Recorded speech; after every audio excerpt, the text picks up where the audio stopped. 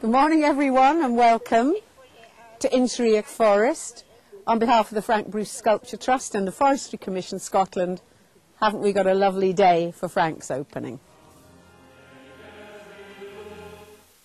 Over 5 years ago, since the Forestry Commission were actually approached by the then Murray, Badenoch and Strathspey enterprise, which became Highlands and Islands Enterprise in this area, about this project. And I think it's probably sensible to thank them, because it was them that actually carried out the kind of the introduction of the dating agency between Frank and the Forestry Commission at the time. And I suppose when it was first mooted, it might have seen a strange union, in that the Forestry Commission, well, we're the people who grow lots of big trees and we produce wood and we have muddy boots and go around like that, and sculpture might not be the first thing that you think that the Forestry Commission would get involved in.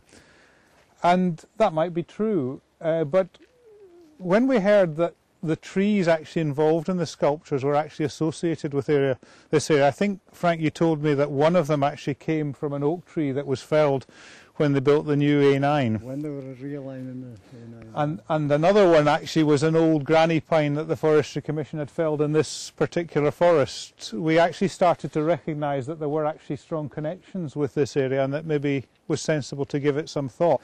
But this collection was different. It was actually about the human agenda. It was about people. And that was actually very modern in terms of forestry, because what we were looking at is that forestry is changing. And as we go around later, you'll actually see one of for us, one of the most striking sculptures when we first saw it was actually the walker. And actually, if we look at what is Forestry Commission land used for, it's used for walking. There are millions of visits every year to Forestry Commission land. And so for us, that was saying, well, this is actually about the people that come to our forest. And then some of the other kind of sculptures, one like Inner Man or The Man's the Gowd, are actually very much more of the social agenda.